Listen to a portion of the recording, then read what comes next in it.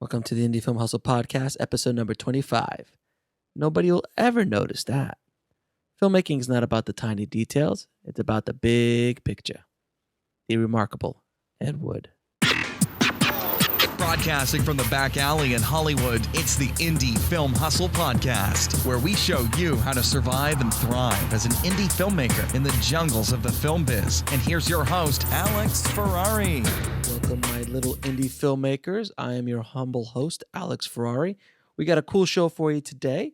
Now, our sponsors for this show are freefilmbook.com. That's freefilmbook.com, where you can go download any film book from over 40,000 books, but I always like to download the film books for free. And also our new Indie Film Hustle Guerrilla Indie Film School. You can go download that at indiefilmhacks.com. That's indiefilmhacks, HACKS.com. Over 6 hours, almost 7 hours of tutorials behind the scenes of our film Lipstick and Bullets, which really teaches you a whole bunch of stuff about the filmmaking process, marketing, and so on. So indiefilmhacks.com. And if you wait till the end of the episode, I'll give you a coupon for 20% off the Guerrilla Indie Film School. So stay tuned. Today, guys, we have Felicia Pride from Tugg.com. Now, I recently heard about Tugg a little while ago from our recent guest, Emily Best, from seedandspark.com, the crowdfunding juggernaut for the indie film business. But when I heard about Tugg, I was just in awe of what they were doing and their business model. Tugg basically allows you to self-distribute your film theatrically with no upfront costs. I just obviously a game changer when I heard that. I was like, are you kidding me? That's insane. So I reached out to them and I wanted to get the skinny on what they were doing, how they were doing it. And Felicia from Tugg was gracious enough to spend a good amount of time explaining what they do, how they do it, which is going to be extremely beneficial to anybody who wants to do self-distribution as part of a distribution model. So we always talk about distributing yourself through VOD and on demand and VHX.com, VHX.TV, and the VOD platforms, and so on. But theatrical was always something out of our reach, because I'm like, I don't want to four-wall it. I don't want to go out and spend a ton of money and 5 people show up and I'm going to lose money theatrically. And I just didn't think it was accessible. But with Tugg, it is not only accessible, people are making a good amount of money doing this. So without further ado, I'm going to get right into it. Welcome, Felicia Pride from Tugg. Felicia, thank you so much for coming on the show today and sharing your wealth of information about theatrical distribution with the Indie Film Hustle tribe. Thank you so much for having me. I appreciate it. So Felicia, tell me a little bit about what you do at Tugg.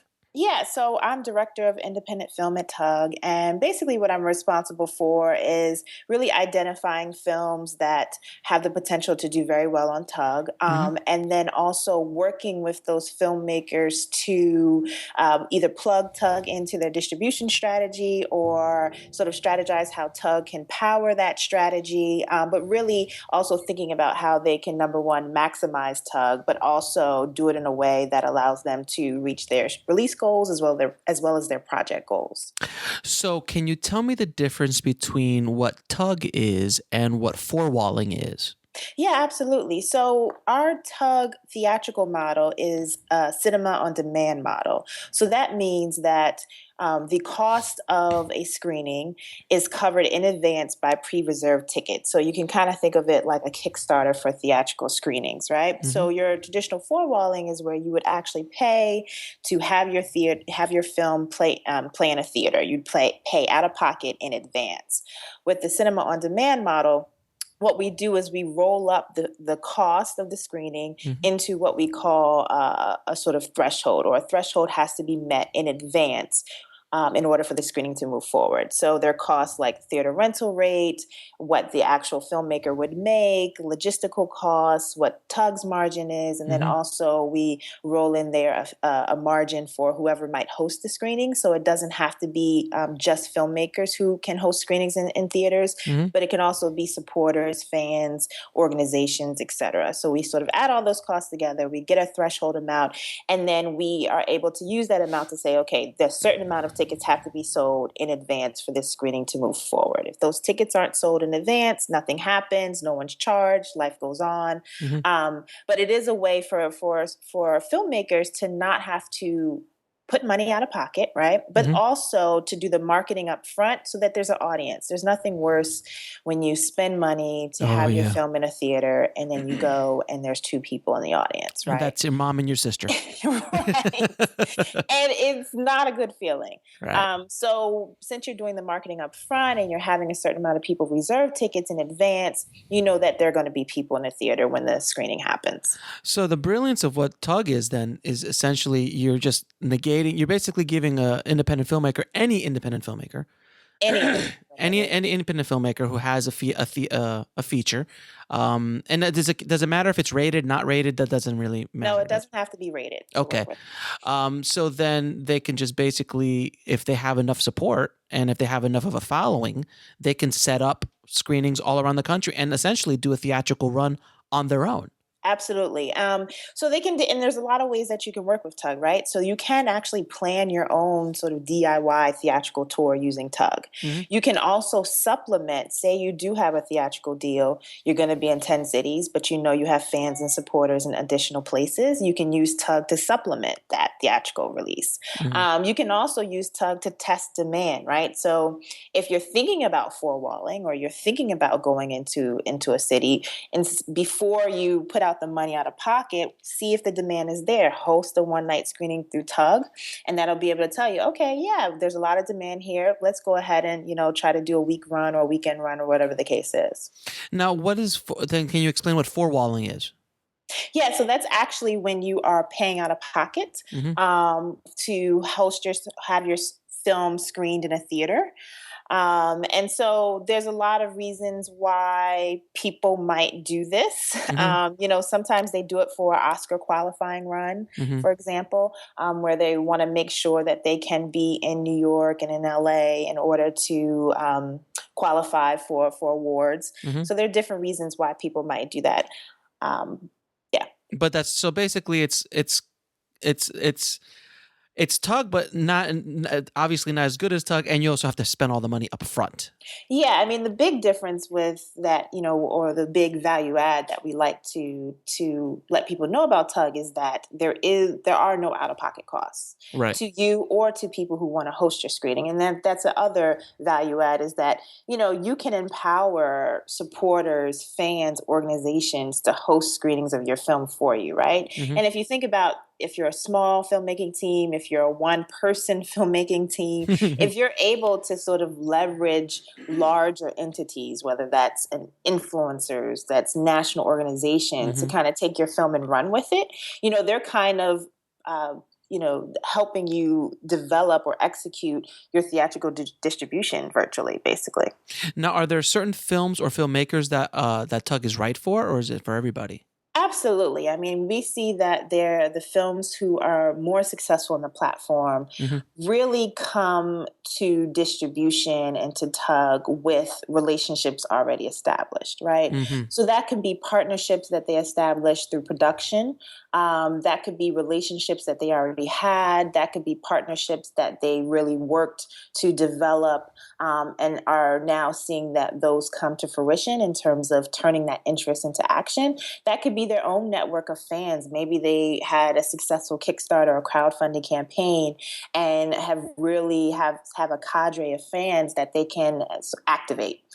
So we see that films that have that coming to Tugg tend to be more successful, as well as someone who's dedicated to activating that interest, right? So even if you have that interest, having someone on your filmmaking team or bringing someone on board, such as an outreach producer or Hmm. impact producer or PMD or Hmm. outreach coordinator, whatever you want to call them, Hmm. someone to bring on board to help you activate that interest and maximize that interest, right? Because there's one thing to ask people to host a screening or attend a screening, but there's also a thing about sort of moving them along the journey Hmm. and continuing to have them engaged and continuing to empower them to support the film in different ways.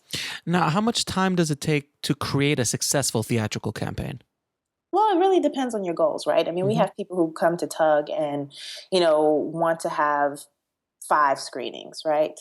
We have people who come to Tugg and want to have 300 screenings. So it really, really Right. depends, right? But I can tell you that, if you're, let's say you're doing, 10 cities, Hmm. and number one is a lot more work than you would think. So we're pretty Right. transparent about that. Hmm. It's just like when you hear people who are in the throes of a crowdfunding campaign, the first thing that they always say is, I can't believe how much work it is. Oh, it's a Um, tons it's of a work. lot of work. So we're pretty transparent about that. That's why we do recommend having someone dedicated, who can help activate that interest, help with partnership development, etc. And so, if we tend to recommend having someone who can dedicate, you know, 15, 20 hours a week Hmm. on outreach, on marketing, on promotion, to be able to really move the needle. And then also we think about and encourage proper planning in advance, right? Hmm. And this is also something when you hear about crowdfunding campaigns, it's like you don't want to start next week. You kind of want to plan and Right. think about this. And so, we encourage filmmakers to be thinking about distribution and post production, and to have conversations with us in post production, and to really be planning and laying out their strategy, and having a plan B, having a plan C, depending Hmm. on how distribution deals work out for you, and giving yourself enough time to actually plan the outreach and the work that's going to be required for a DIY release, or even a supplemented release. Yeah, that's the thing we try to preach here heavily. Is start thinking about marketing and distribution in the pre-production stage, Yes, as yes, much as yes, humanly yes. And possible. audience, like who is the audience for this film? Yeah. Right, exactly. That's a whole other podcast and whole other book and conversation is like understanding who your audience is. That's a huge thing. I always tell people like, if Coca-Cola puts out a new flavor, they do test marketing. They figure out if people like it or not and things, and they figure out who the audience is, and then they market to that audience. And filmmakers have, they're very, and I'm a filmmaker as well. So like we have this kind of almost magical way of looking at, like, I'm just gonna make a movie and put it out there and see what happens. I'm like, well, you're not a painter. It didn't just cost you the canvas and the paint, or you're not just a musician who just picked up a guitar. It's a very expensive art form. Yes, absolutely. So how is the revenue breakdown with Tugg and theaters owners and filmmakers? What's the kind of breakdown, or is it a case by case? Sure. And the one thing I do want to mention is that Tugg, we do theatrical, our cinema on demand, but we also do non-theatrical and educational. Mhm. And so we are able to empower filmmakers and their supporters to host screenings in theaters, in community spaces, and educational institutions. Okay, So I can kind of run through the breakdown of all those. So our cinema please. on demand, as I was talking about, a certain amount of tickets have to be reserved in advance Hmm. for the screening to go on.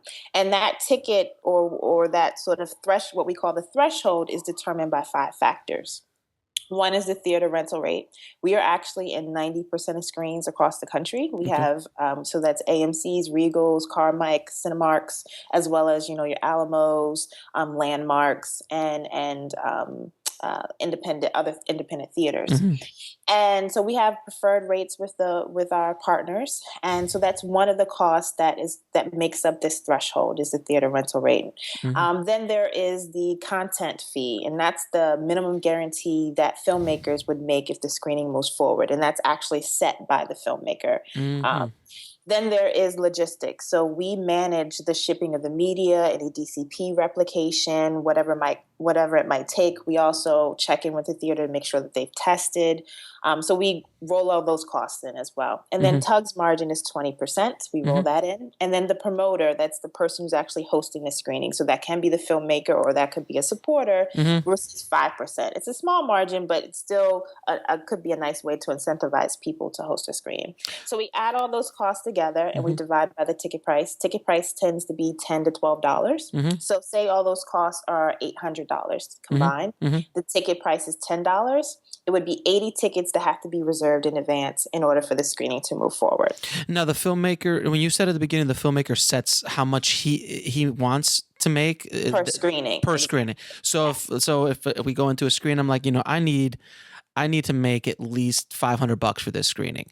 So if it's $500 plus all the additional costs, so let's say that 800 or whatever plus 15, let's say the total is 13, 15 or 13, $1,400, Mhm. then it has to be what, 140 tickets at Exactly. So the your $10 content range. fee can make, can impact the threshold. So that's definitely something to think about. But it also depends on your goals, right? So Mm-hmm. we have some filmmakers, their goal is to make as much money as possible. Some filmmakers, their goal is to have as many screenings as possible.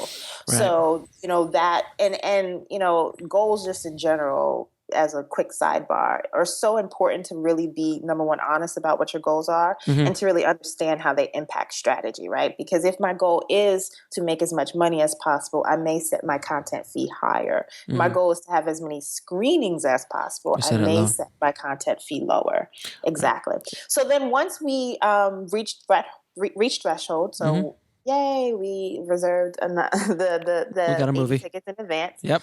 Then we move into rev share. So the content owner will receive 35%, the Mm-hmm. theater receives 35%, Mm-hmm. Tugg receives 25%, and the promoter still receives 5%. And that 5%, and that could be the filmmaker or whoever's setting it Exactly. up. That could be Got the it. film. Got it. Exactly. Okay. The other thing is that, Tugg screenings can be used as fundraisers. So if you do have, and this works really well for a lot of our social cause documentaries or Mm-hmm. social cause films, if you do have a promoter or a group who wants to use your film as a fundraiser, they can do that.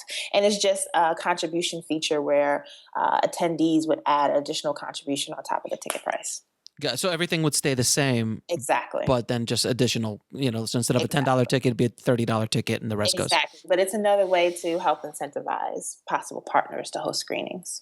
So can a filmmaker, can a filmmaker set the price based upon what they're offering in the show? So sometimes there's obviously Q&A or actors or a live Absolutely. show Yeah. or. If it's a special event, we've seen events where the ticket price might be $20. Mm-hmm. So absolutely, if it's value add, Mm-hmm. definitely. But we actually honestly recommend eventizing screenings wherever possible, right? Right. So because these days you really have to be able to answer the question, why should I leave my comfortable couch Mm-hmm. and come to the theater to see your film? And so if you're able to answer that question with, well, there will be a local influencer there, or there's a panel afterwards, or I will be in attendance, it adds to that, there's that additional value, and it turns it into an experience. So, we recommend trying to do that as much as possible. Right. As a way to encourage and motivate audiences to come out. Now, to add upon that, I have twin daughters who are almost 4 years old, Oh and my goodness. I for me to go out to a movie theater with them, it takes something. Yes, I can only So, I live here in LA, and we recently discovered El Capitan, Disney's theater. Oh, nice. And what they do is, and what you were saying, creating an event, they create a Disney experience. Since it's a Disney-owned theater, all they do is show. They only have one, I think, one or two screen. I think only one screen actually, and they just show Disney movies. New Disney movies. They have special events with older Disney releases. But we just recently went to go see Frozen again. Of course. Jesus, I mean, I know that movie verbatim at this point in the game, but the reason we went, and they'd never seen it in a theater, they'd only seen it on Blu-ray. So what they did there is they had Elsa show up. They did a whole event. There was like snow falling from the ground. People were throwing snowball. So it became this whole thing. But the thing that was brilliant about it is the ticket price is the same. It's about the exact same price, about $15. If you want to get fancy, $20 for VIP seating and some popcorn. I'm like, that's pretty much what it costs in LA to go to a movie on a Friday night. Yeah, absolutely. And what's interesting though about that too is as we're looking and seeing that windows are collapsing, here's a film that's ubiquitous. You know what I mean? God, everywhere. every freaking place you can imagine. But to be able to still get people to come out to a theater, and when you think about day and dates and how can you make that experience different and special, that's one way to do it. Yeah, absolutely. And that's another way that, I mean, obviously it's a small revenue stream for Disney, obviously such a Right. large corporation, but it was, but the point is that I mean, they're re-releasing Aladdin, and they're doing it because there's still something about the theatrical, there's Mhm. something that I think, and people always ask me, like, do you think movie theaters are going to go away? I'm like, I think movie theaters in a certain extent will not be what they are even today. I think they are going to be much more event based, like that IMAX experience, or like we're going to go back to the live show experience, almost Right. like something to else to make me pay that ridiculous amount of money to go out to see a movie. So I think that kind of event situation is a great, especially with Tug, is a great way of creating more value for independent filmmakers. Yeah. If you got smart, savvy marketing in independent filmmakers who can really create events. Exactly. And the other thing you can think about, that we also have in filmmakers think about is maybe it's just extra content that Mhm. you have laying around, that you sort of put in front of the Mhm. DCP, or you add it to the experience, but something that feels more and feels like it's really worth my time to come out. If I don't see it here, I won't see it anyplace else. Right. And then also with the Tug model, because virtually all the screenings are one night only, basically. Mhm. There's something also to be said about this is the only way you might be able to see this film in your community. Right. So we really need you to come out, or this screening will only happen if you allow it. So there's different ways in terms of messaging that we also encourage filmmakers to think about how you're positioning Mhm. screens. Mhm. So Now, can filmmakers sell merchandise and DVDs at, or any kind of merch at the screenings to kind of supplement? they can actually sell merchandise on their event page. Okay. So How's that work? yeah, so basically, we can process the sales, but they would handle fulfillment, Of right? So course. if it's T-shirts, if it's DVDs, whatever the case is, we can process the orders and streamline the experience for attendees, Mhm. and then the filmmakers just handle fulfillment. Now, can they do it at the screening as well in addition to? Yeah, it depends on the theater. Okay. Yeah, so our theaters are different, but we have had filmmakers do that, and also we've seen it happen in our non-theatrical spaces, right? So Mhm. those Yeah. filmmakers who may be hosting screenings in community spaces, whether it's museums or libraries or whatever the case is, we've also seen them, selling merchandise that way. Yeah, and it's like the model of the independent rock band. Uh, Absolutely, it's absolutely. I think that's the model that filmmakers have to kind of start taking, because independent, well, music in general. I mean, the music industry was rocked by the little characters MP3. It completely rocked the entire industry. And now, before, the old model was like, you make your album, you make some money on album sales, and occasionally sell a T-shirt. Now it's completely different. Now is like, you make an album, you put it out. It's basically advertising for the T-shirt, for the show, for the brand that you've created. And I think that model is something that is slowly coming into the independent film space. There's a handful of smart filmmakers who are taking advantage of that, and using a service like Tugg would help grow that even faster. Yeah, and I mean, I actually hail in a former life from book publishing. Oh, that's another another industry that's been Exactly. been rocked.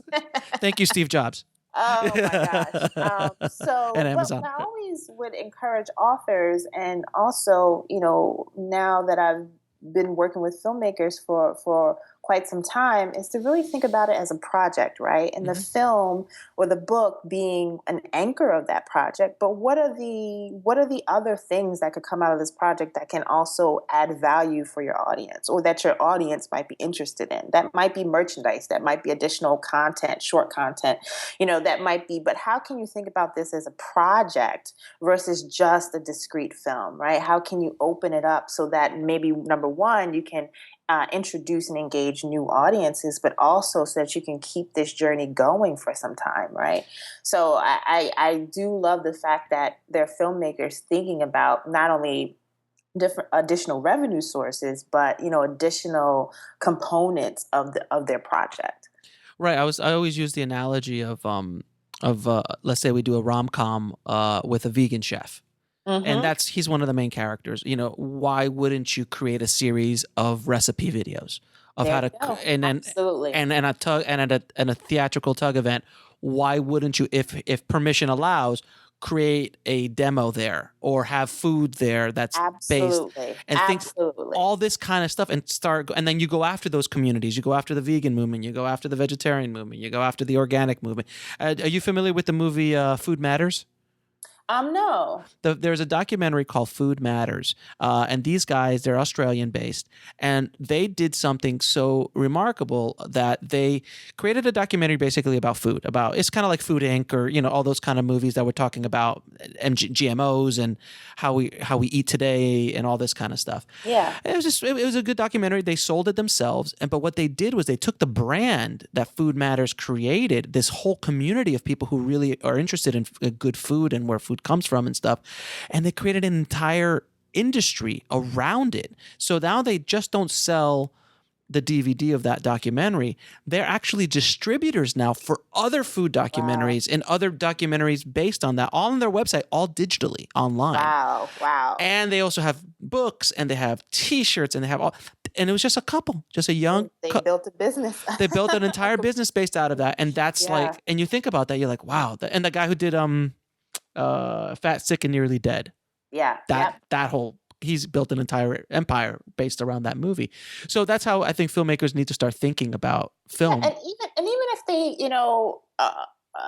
don't go fully there Sure, in of terms course. of building a business, I think that we, as creatives, because I'm a writer, Mhm. and sometimes, but like as creatives, you really want to think about your career, right? Long I term, think yeah. sometimes when you're creating something at like a film, you're kind of so much in the throes that you're like you're thinking about finishing it, right? Versus how does this film play a role in your overall career, and how can you use this film to build and get the next project, but also to sort of build an audience that moves with you from film to film. Mhm. That also, building revenue sources to help you Mhm. sustain a filmmaking or a creative career. So really thinking about it in terms of that as well. Hallelujah. Yes. We've been preaching that word for a long time. That's why I created Indie Film Hustle, to kind of show people how to like actually make a living doing this, Absolutely. and not think of it so short term. Like, okay, Absolutely. this little thing's here, and then you got to think about it long term. This is a long game. Yes, it is. Being It a is a very long This game. is not a sprint. You're not going to win that lottery ticket. You're not going to go to Sundance. Harvey Weinstein's not going to give you a $5 million check, and then you go get an Oscar. It doesn't work that way. Well, and speaking of that, I mean, I think sometimes also we are being very short term with the project itself, right? Hmm. We're kind of truncating its life for no reason. And so sometimes there are films that lend themselves to very long lives, and I encourage filmmakers, if they have the capacity, that, and really what it is this human resources and time resources to keep Hmm. a film going. You really can. There's a way to really maximize the potential for it. So instead of thinking very short term and pushing it out so quickly, and unless there's some sort of media tie-in, that if this film doesn't come out tomorrow, and that if it doesn't go on digital the following day, like really think through how to maximize the different windows and potential and opportunity for your film, Hmm. so that you're not shortchanging its life. Well, that's just, and I'll use a real quick self promotion example. Is I did a film 10 years ago, a short Uh-huh. film. And that little film, I sold it all independently, sold it, and we made, did very, very well with it. Nice. And I sold it on DVD all through the website and everything. But what I've done now is I've actually packaged it together with four other of my short films and put together a 6 to 7 hour guerrilla film school on how we did Wow, them all. very smart. And then I added even more recent content, like marketing strategies and what we did, how we got into 500 film festivals and how we were able to sell it and all this kind of stuff. And now we've packaged it, and by the time this airs, it will be released.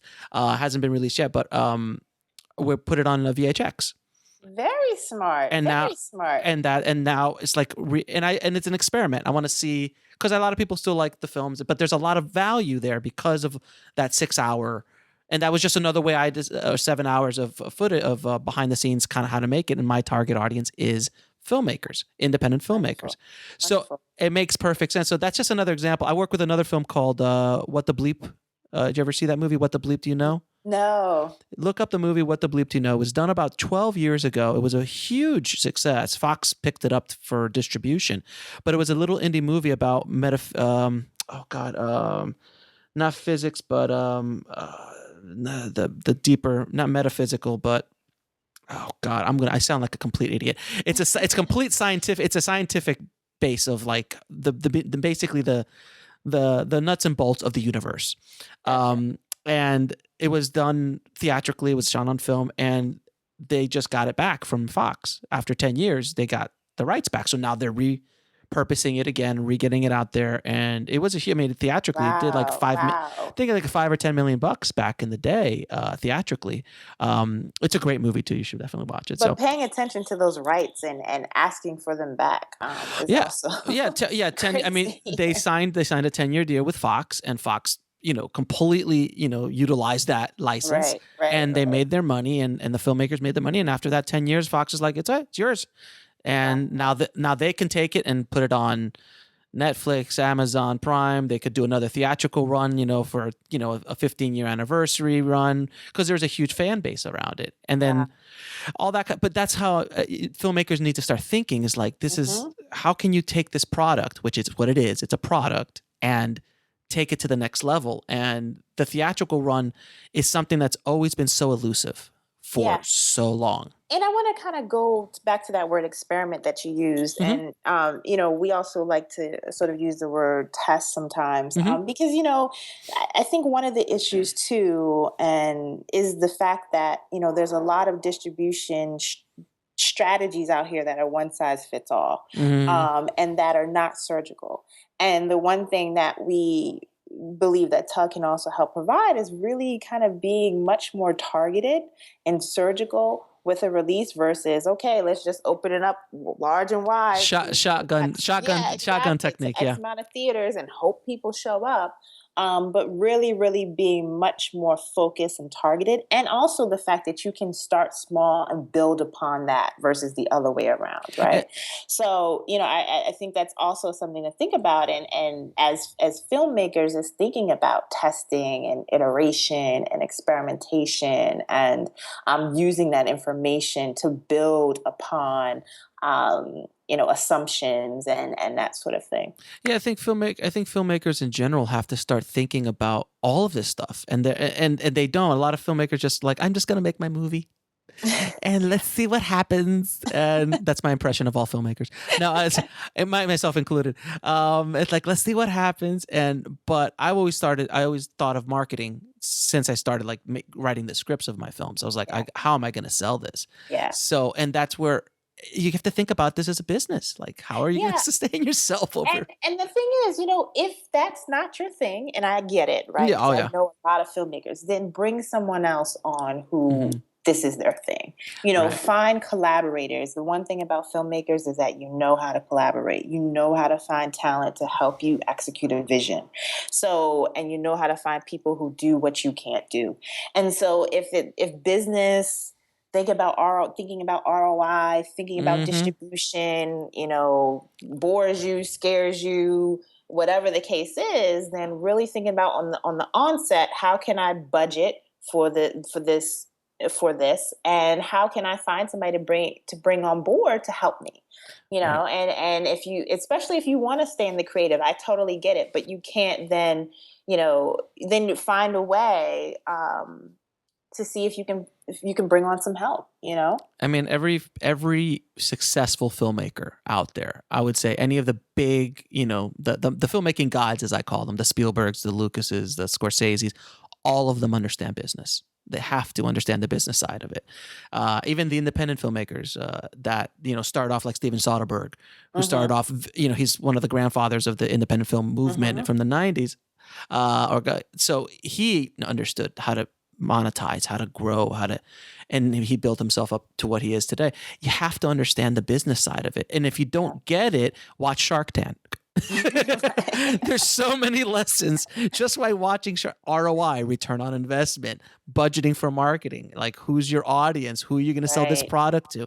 These are Right. all concepts that are not taught in film school at Right. all. Yeah, yeah. No, go ahead, say it. That's a Say whole, it. Go. that's another topic in itself as well. Film schools and what they're teaching. Yes, And that's but one these and creative schools, yes. I went to school for publishing. Luckily, I was in the MA program, not the MFA program, but mhm, my counterparts who were in the MFA program, mhm, learned everything about craft, but had no idea how to get a literary agent. right. Whereas I learned everything about publishing and some craft, some literature, a mix of More things. well-rounded, right? Yeah, well-rounded, and I just feel like we're just doing a disservice to creatives, and wonder why they're having trouble sustaining careers and sustaining themselves, and giving their projects the attention and that they deserve after creation. Mhm. So yeah, I can go on and on about that. No, it's I completely agree with you. That's I think film schools in general are a lot of them are even the best ones in the country are just teaching craft and gear, and they don't teach how to create a business, like not even create a business, but create a career. Yeah, That, create a career. you walk out of USC and you're like, oh, I could go make $150 million movie. Well, good luck with that.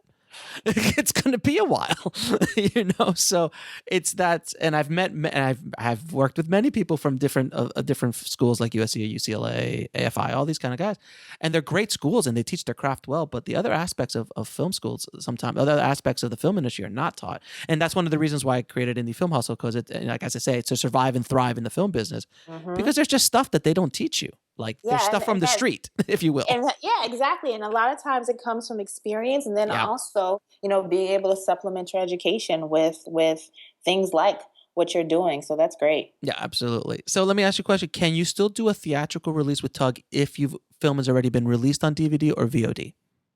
You can. Mm-hmm. It can be more challenging because it goes back to that question that you have to be able to answer. Why should I come to a theater to see your film, especially Right. if I can, see it in the comfort of my own home? Mm-hmm. But it can happen. It can happen. Now, how do you promote an indie theatrical release? As a filmmaker? As a filmmaker, yes, as a filmmaker. Oh my gosh. Well, number one, you want to be very clear about what your goals are. I think goals are so important because from from a strategist standpoint, is that they really help you determine your direction. They really help you determine the actions that you will take, and you can ask yourself while you're taking these actions, is this helping my goals Mm-hmm. overall? Mm-hmm. So you really have to think about what those goals are. And if you're a filmmaking team, be able to be on the same page with those goals. I've actually talked to filmmaking teams where, they haven't talked together about what their goals are for the film. So you really want to have Right. that. Yeah, you really want to have that conversation. It's Um, like it's like where are you going to send that? Oh, I want to send my kid to this school. I want to send this kid to this school. well, I thought we were doing public school. No, I want to homeschool. What do you mean? And then all of a sudden, exactly. the fights start. Exactly. So being on the same page there. And then, while in production, really think about who the audience is for this film. This is another question that when we ask films that are in post, who the audience is. And, sometimes filmmakers will say they haven't thought about that. And so it's really important to think about that early on.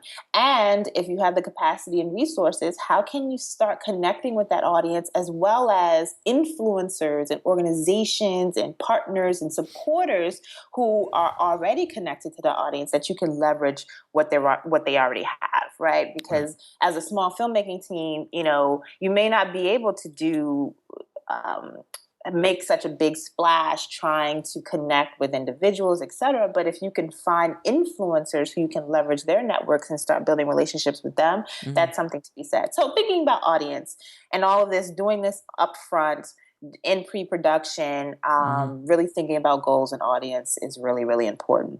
Yeah. And then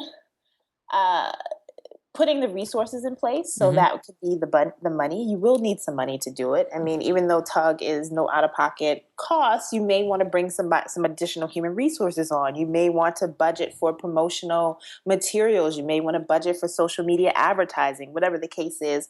Put some money aside for a release.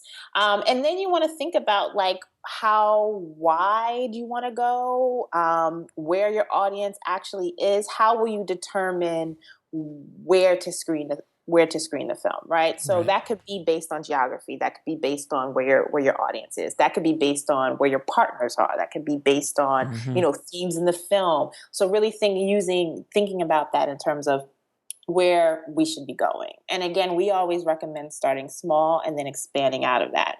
And if we're talking about a Tugg campaign, once you start thinking about that, I always like to encourage filmmakers to host some screenings on their own, but then think about how you can empower others to do that and position the film to do that, whether these are super fans, whether these are partners or organizations, whatever the case is, then start thinking about scaling if that's what you want to do and how you can leverage the networks of others in Hmm. order to do that and really kind of let them run with your film, building a system to let them run with your film and host screenings on your behalf.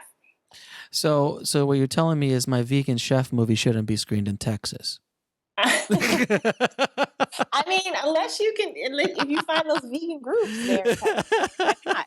They I'm may be sure. hungry for content. I'm sure there's a couple vegans, probably 2 or 3. They're in hiding, but they're there. Yeah, absolutely. And yeah, I mean, that's kind of like a very broad way to think about how Sure. to market and promote a theatrical release. That's very broad, but those are kind of like the big things that you want to be thinking about. Hmm. And then that's like from a macro level. And then a micro level is really thinking about a mix between audience engagement and good old promotion, right? Right. So audience engagement is really thinking about how you can reach the audiences where they are Hmm. and continuously involve them and make asks of them that not only will support the film, but also continue to provide value, right? Right. And then good old promotion is, social media. It is maybe ad buys. It is flyers at the local cafe, whatever the Right. case is. Sure. So Sure. really kind of hitting both ends of the spectrum.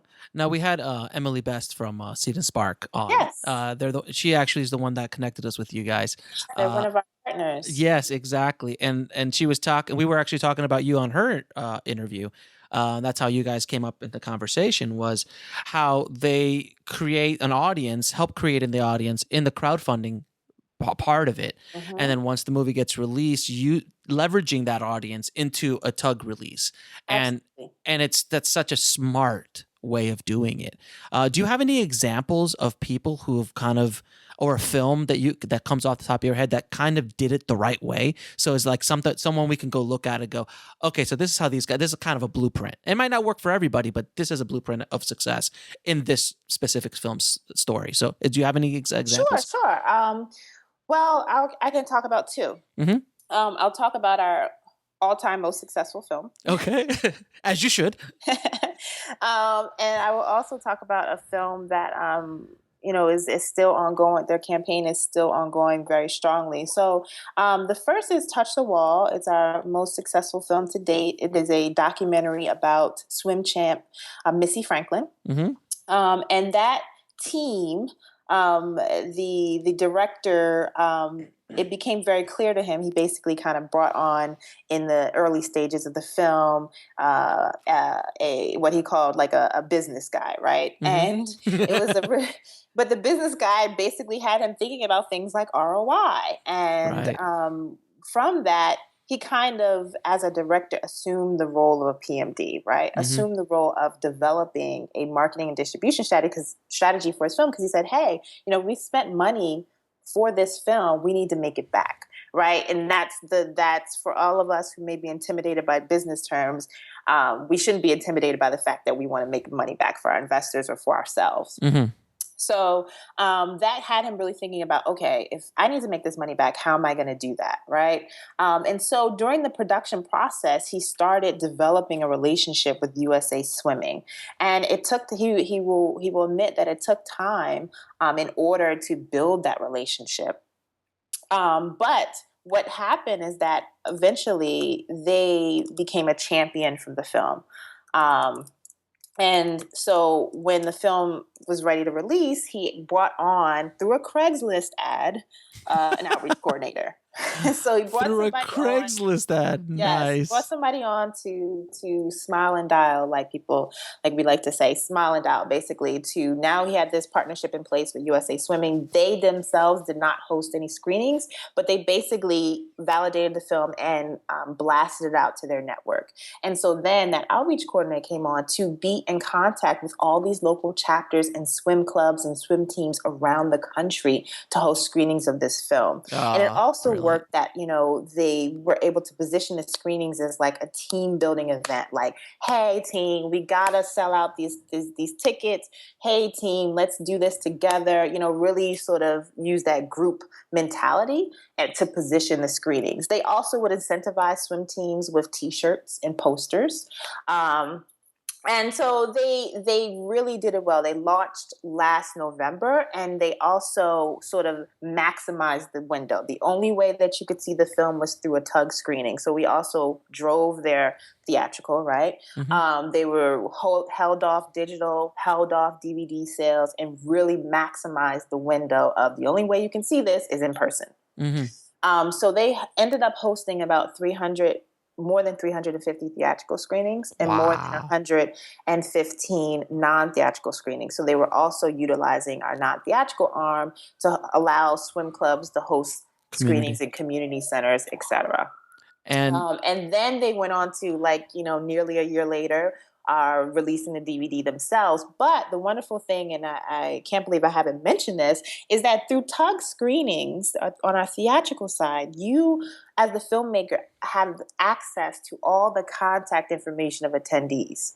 So all oh, screenings that have been held, oh, those 350 plus screenings, they oh, have those email addresses. oh. They were able to use those email addresses through the journey of their film to help promote other screenings, to help get additional screening hosts, to sell DVDs eventually. T-shirts, So hats.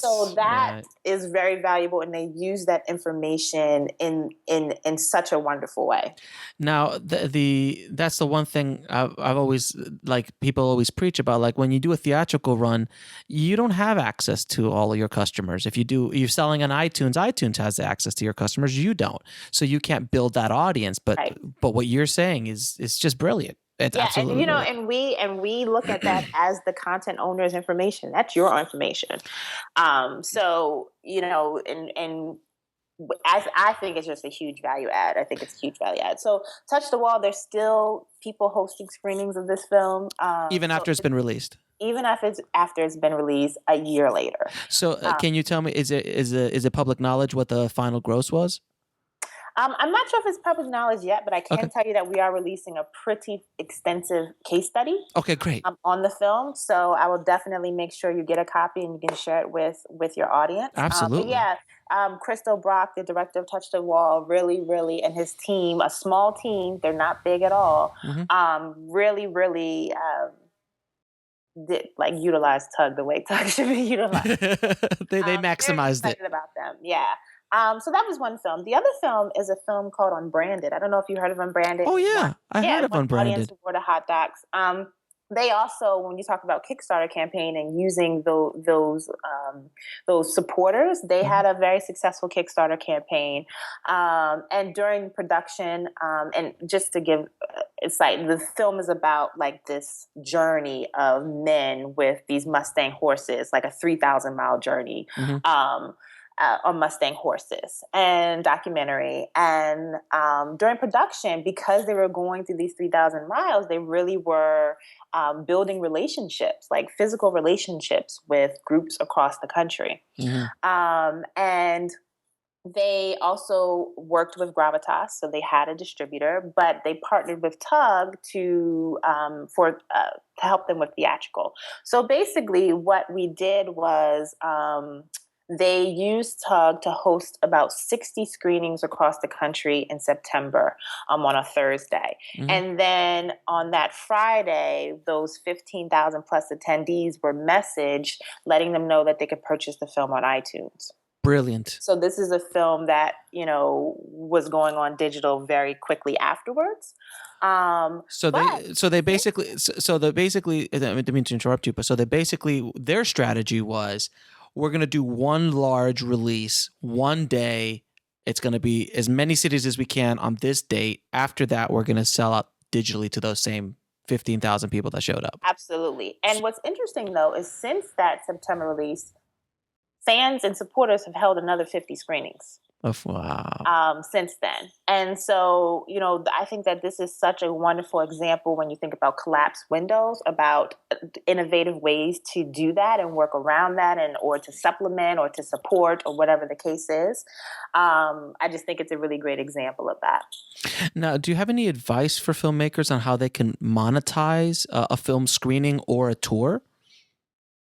I think that's kind of what Tugg aims to do, right? Not only are we out of pocket, no out of pocket costs, but also, there's the potential to make money off the screening, to monetize it. I think that, one of the things to think about in terms of monetizing is what you set your content fee at, as well as selling out, right? So it's one thing to reach threshold, but what can happen is that if a theater partner sees that a film has sold out one size theater, they may bump you up to another size theater. Right.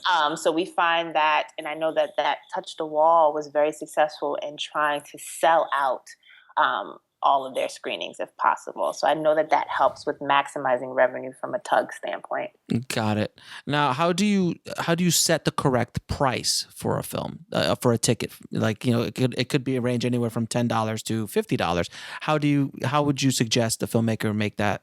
Yeah, and we actually have a promoter team that acts as a liaison between hosts, between promoters. So those are the hosts of the screenings, which can be the filmmaker and the theater, right? So some theaters, because they have higher rental rate, the ticket price may be higher in order to try to make the threshold achievable. So our promoter team really can help with that. Setting ticket prices and all that. Yeah. Now, what is the one thing a filmmaker should consider when doing a theatrical release? If you had one thing to say. Time and resources. We try to be very transparent that this takes a lot of time to do, and it's not easy. But if you do have the right plan in place and the right team in place, very much like the creation of the film, because that's not easy.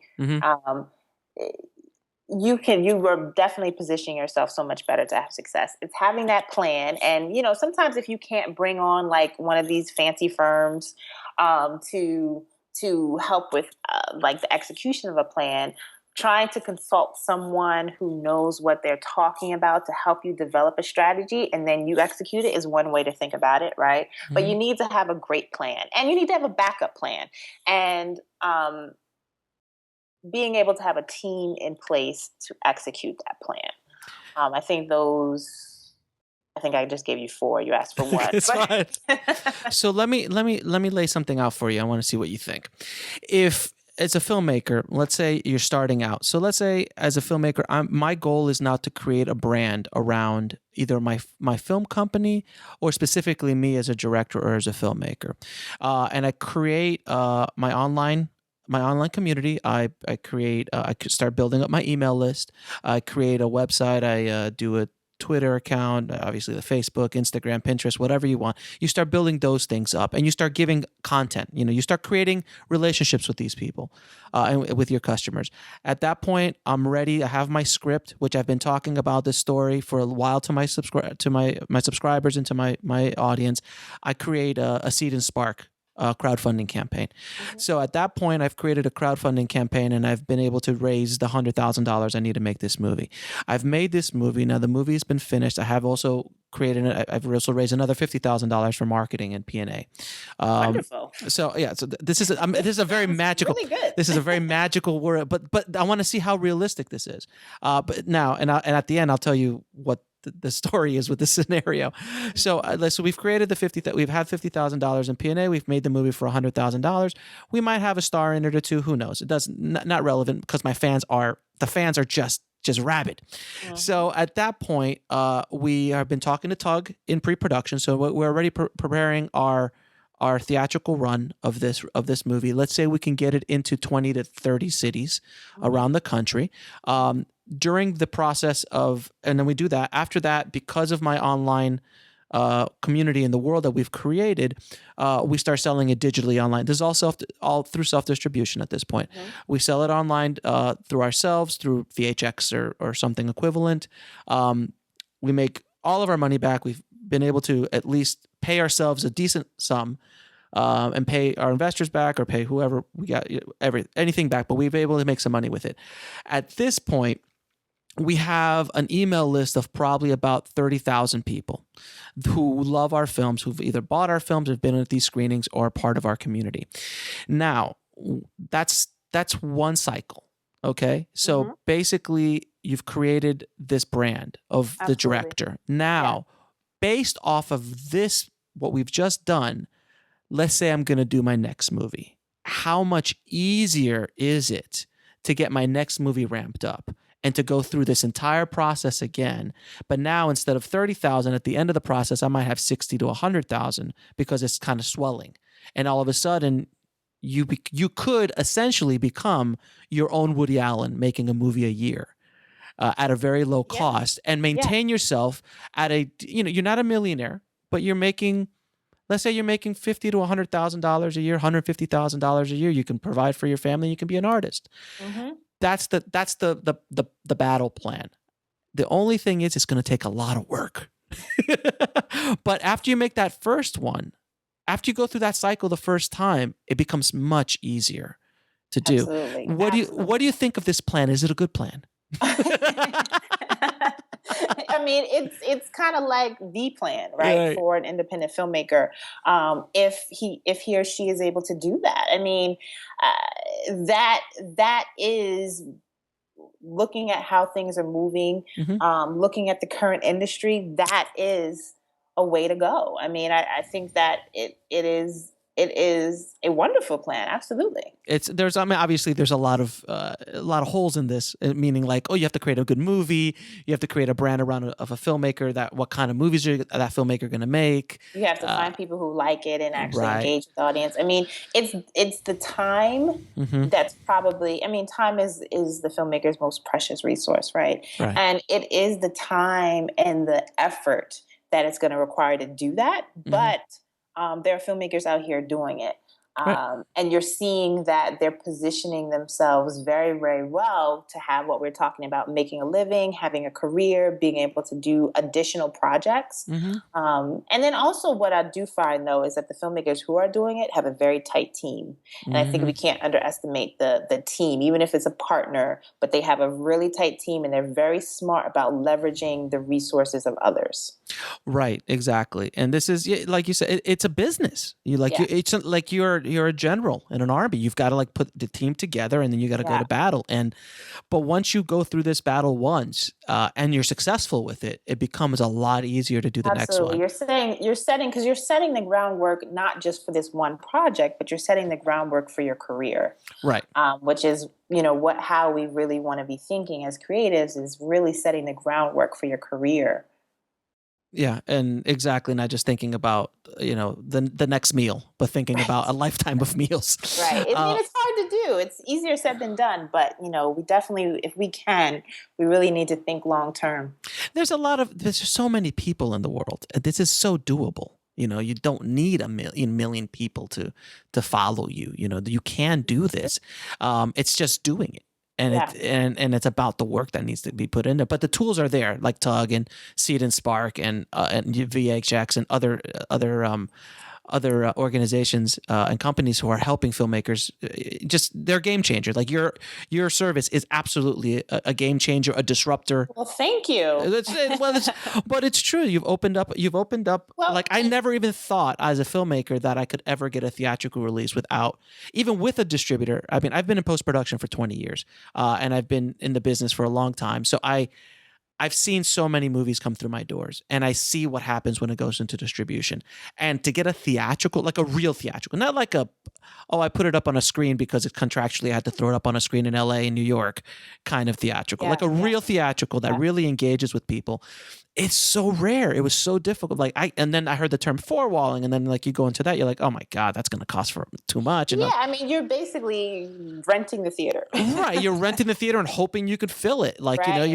you're renting an arena and Fill hopefully, it so that you can make your money back. yeah, and there's chances that you do and most chances that you don't. So that when I heard the concept of what you guys were doing, I was like, no. Well, I mean, and we also, we were founded by sort of like the idea of from a filmmaking experience.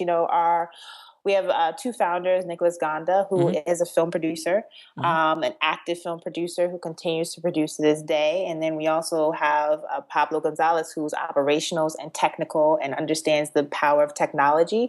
And them coming together to think about how can we, basically help to automate the DIY process. Filmmakers were already doing this, but they were doing it on their own, right? It was So rough. how can we help to bring a network of theaters, which is what we offer, technology, logistics, fulfillment, processing, ticketing? How can we bring all these, put it in together in one package so that it can alleviate the challenges of DIY distribution for filmmakers? And so, what filmmakers then can focus on is activating that interest in their film. Right, which is what they should be doing from the very beginning, as early as humanly possible. As early as possible, from day one. Now, with all this said, since I do come from a post-production background, can you please tell people what deliverables filmmakers will need to provide to each theater? Well, here's the thing. They don't have to provide it to each theater because we act as their lab. Okay. And so all they have to provide us with on the theatrical side is a DCP. And on the non-theatrical side, now, real quick, DVDs and Blu-rays. Okay, so on the DCP, I'm going to get a little technical. I'm not sure I don't know how technical you are, but on the DCP, will that be like if I have a 2K? Let's say I've mastered my movie in 1080p. Can I still? Yeah, you're already lost me. I've lost you. Got you. We have a logistics department who works filmmakers on formatting. Okay. We also create DCPs if necessary. Okay. For filmmakers. So yeah, you've lost me. Okay. No, it's this cost. Now, if let's say I have a DCP, I have a properly formatted DCP, and I just send it off to you.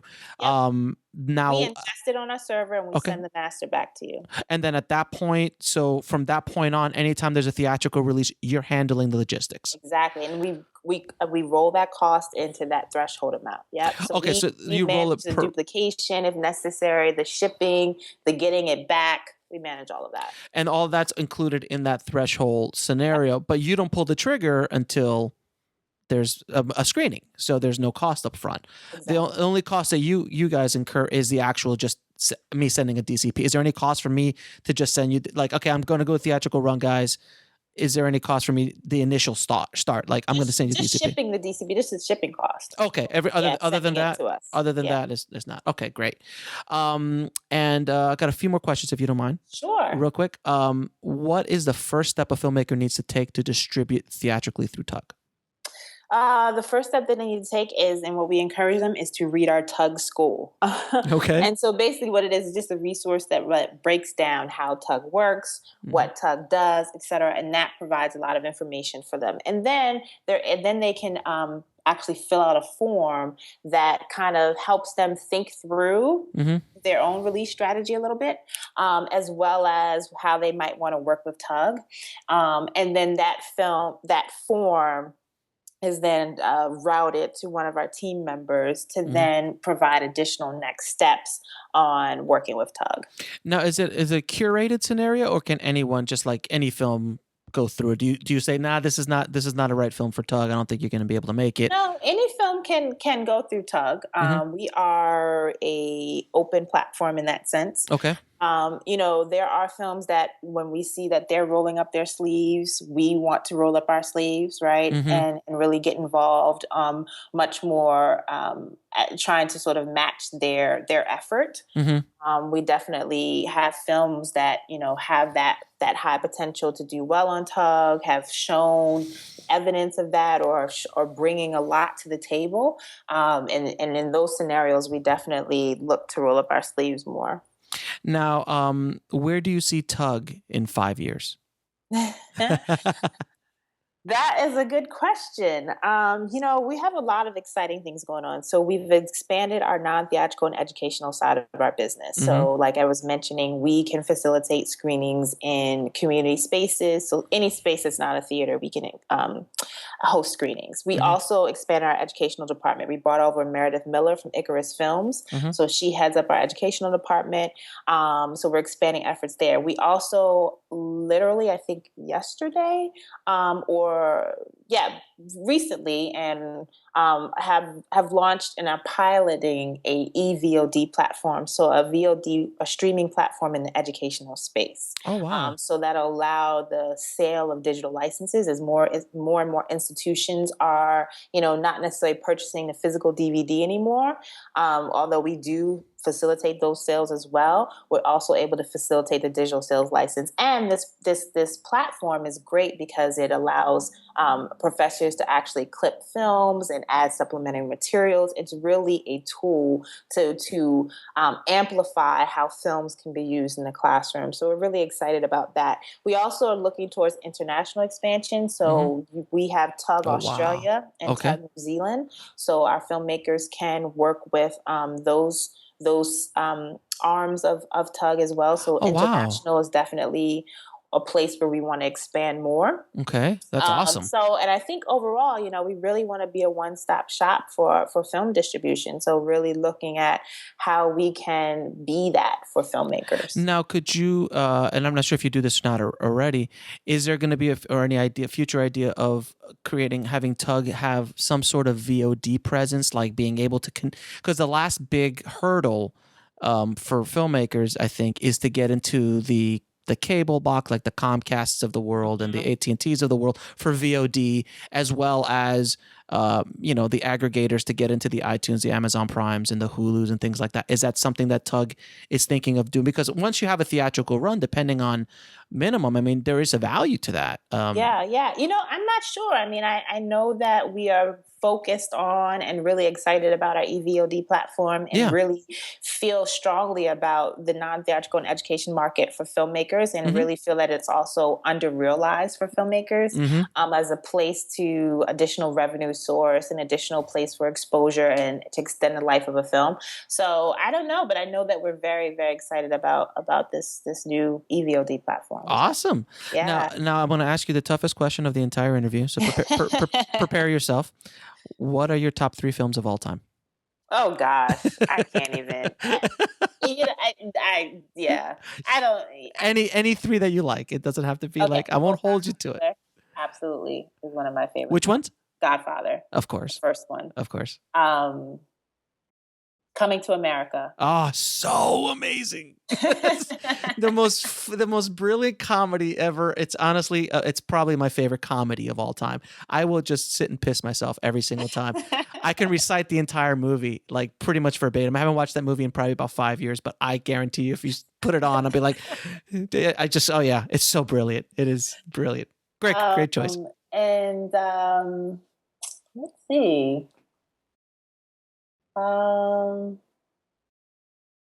Can I do a recent film? I'll do a recent film that I've watched that I really liked. Go ahead. I thought Beast of No Nation was. Oh, how was that? I haven't seen that yet.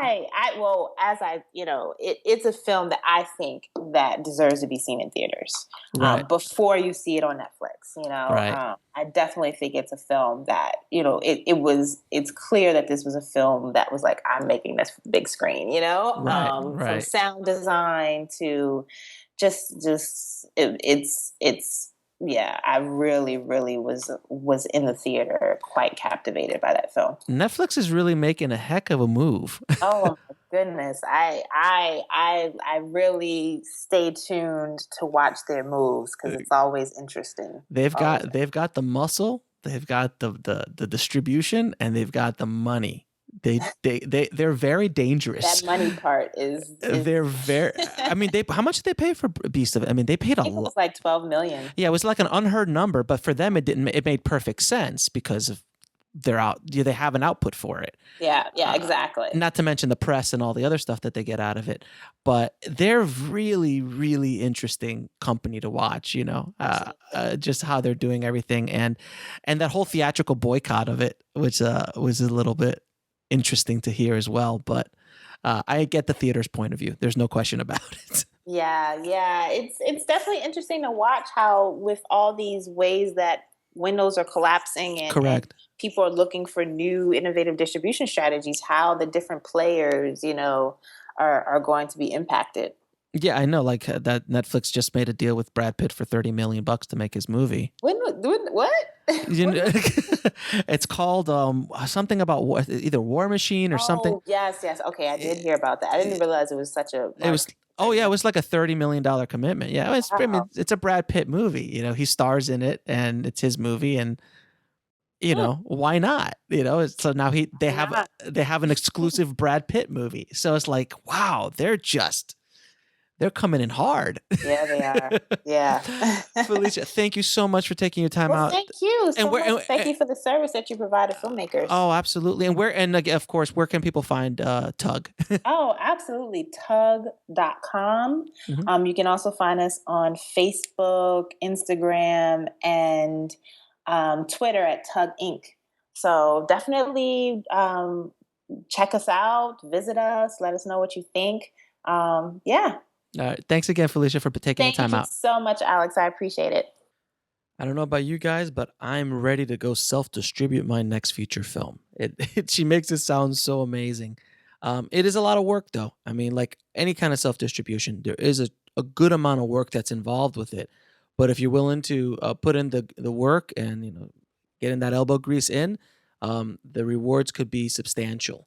I want to tell you guys, man, being alive today as an indie filmmaker, I think is some of the most exciting time ever in the history of indie film. More exciting than the 90s, more exciting than the 70s with the film school generation that came up.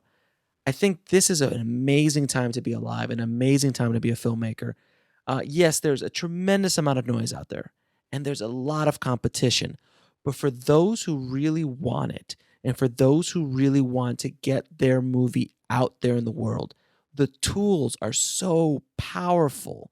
I mean, for God's sakes, you can distribute theatrically in the real world with no money up front. You just got to be able to know how to promote, which is one of the things we preach about on Indie Film Hustle all the time.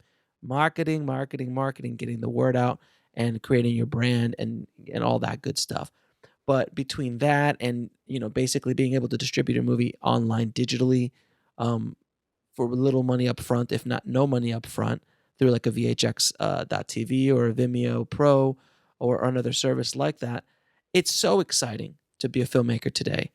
So please take advantage of this time because these tools are in their infancy. They're like, Tugg is 3 years old, 2, 3 years old. Seed and Spark and the crowdfunding things not been around that long.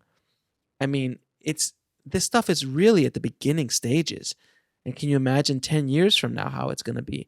So if you can jump in early now, build your name up, build your brand up, and get your movies out there, you'll have a much better chance moving forward as a filmmaker and as a creative, and be able to sustain a career doing what you love to do. So I hope you guys got something out of that one, because I definitely did. So as promised, the coupon code for the Guerrilla Indie IFH or Indie Film Hustle's Guerrilla Film School, Indie Film School is IFH Tribe. That's IFH Tribe. When you go to your checkout, just type in that coupon in your get code, and you'll get 20% off. So, guys, thanks again for listening. Please, if you like the show, head over to iTunes, leave us a review.